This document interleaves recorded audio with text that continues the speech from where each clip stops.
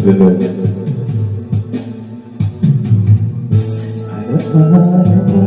Iniwan mo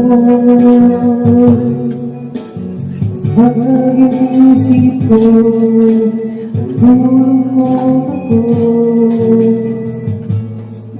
Ang tatanong kung bakit iniwan mo, bakit ngayon nagkalayo.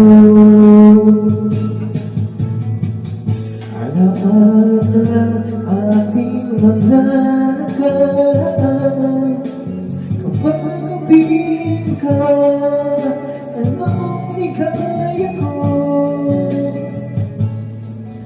Hindi ko ba sapat ang pagmamahal